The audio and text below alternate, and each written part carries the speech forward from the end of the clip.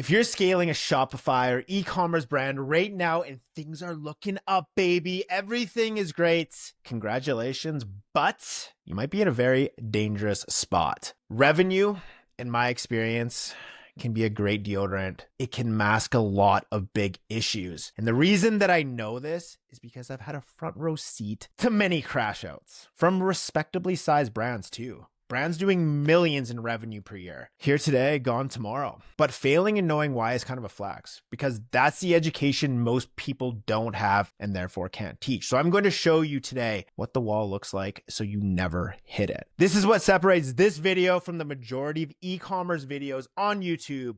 I'm not just going to tell you what happened. I'm going to give you the exact framework that prevents it. This might be the most legendary operating framework in the e-com game. So you'll want to stay to the end. All right, if we haven't met before, my name's Dan Jordan.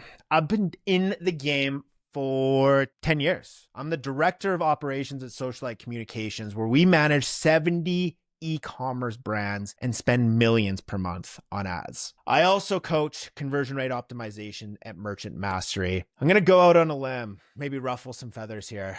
I've been doing this once again, shameless plug, 10 years. I've worked with thousands of Shopify stores, and I'd say 90% don't really understand e-commerce. I'm talking about really understanding how the game works. Stuff you only learn from being in the trenches, from fighting the good fight, from having wins, but also from having losses and learning from those losses. I almost guarantee the majority of people running Shopify stores do not have an operating system. And that's where every brand starts to hit the wall. Typically, you'll start seeing brands hit the wall at 5 million. Some get away with it to 10, but when you're trying to push past that, it's a different game. The story I'm about to tell you involves some cowboys. So the Cowboys brought me into a pretty good scene. They needed to redo their website and they need a little strategic guidance, somebody to shed some light from an outside perspective on what their internal team was doing. They'd been in the e-com game for just under a year, didn't have a ton of resources at that point,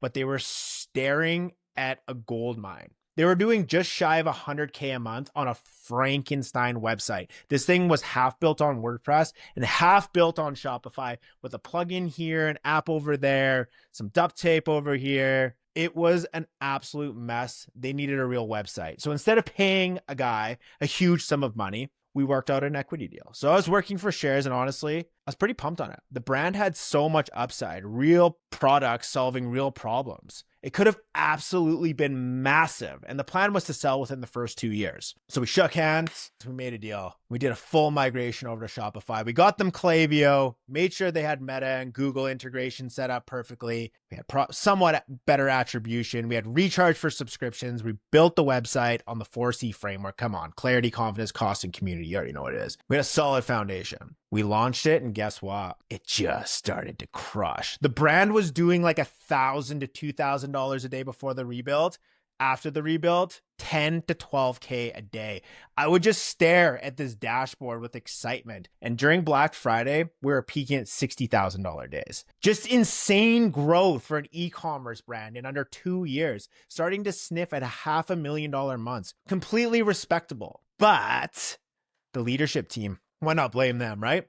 They weren't growing. The revenue was growing, but they were not. This executive team was something special. They were cowboys, but not your typical e-commerce cowboys. They were oil and gas, and they didn't care about building processes. They didn't even really care about their customers. And most importantly, they didn't have the right people in the right seats making key decisions and being guided with values. They didn't really understand ad spend, inventory cycles, cost of acquisition. The CEO would actually make metrics up. It was kind of impressive, but there was no understanding of anything beyond meta ads and ROAS. They were actually so hung up on ROAS. They didn't understand that average order value and understanding customer lifetime value are two other pillars that you need to maximize. We'd have these long sessions where I'd go over these things and I'd think, yes, I think I finally got through to them. And they'd come right back after consulting their big media buying agencies out of New York. No.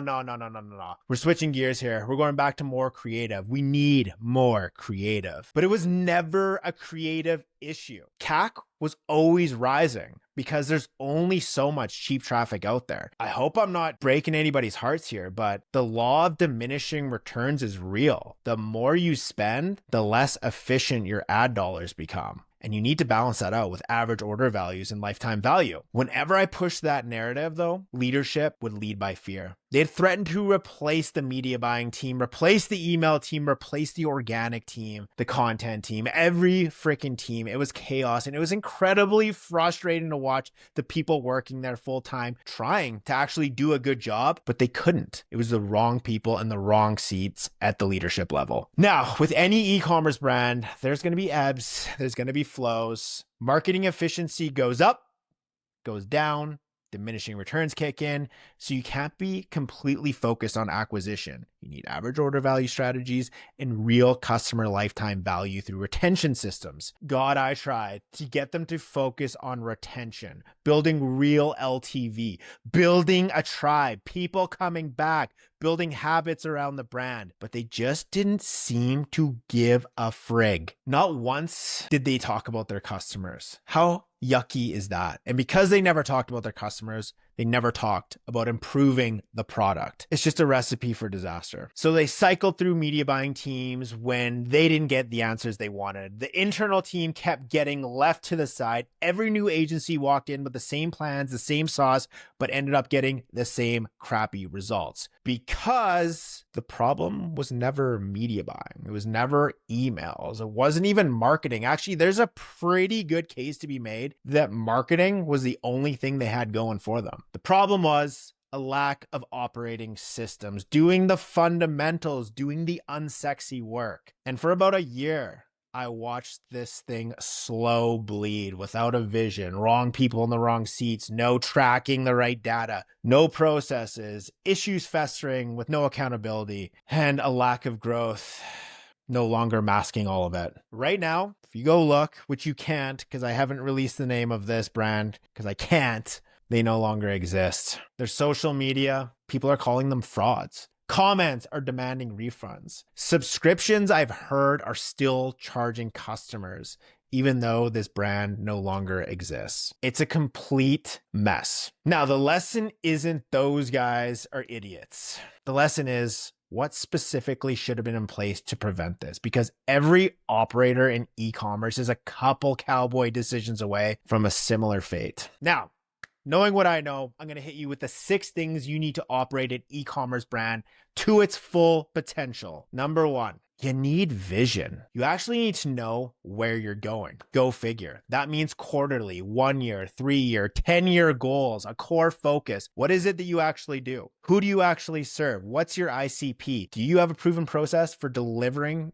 offers and products? And most importantly, values. Those guide you through the tough times, the good times, but particularly the tough times. This brand, man, they had hockey stick growth, but zero of the above. Number 2, right people, right seats. Just a word from the wise, family and friends are some of the worst people to hire. Nothing kills culture faster than nepotism and having the wrong people in the wrong seats, meaning they don't get it, they don't want it, and they don't have capacity to do the job. Having the right people in the right seats will 10x any business. This is not something you want to half measure. Number 3, tracking the right data. These guys got real caught up with ROAS. That's all anyone ever wanted to talk about. And I know for a fact that is not a great metric to fall in love with. What you should be looking at is things like revenue, marketing efficiency ratios, average order value, contribution margins, retention rates, just to name a few. There's only really 5 to 10 metrics you really need to tell the life of a business. The idea is you should be able to be anywhere in the world, look at 5 to 10 numbers and know exactly what is happening.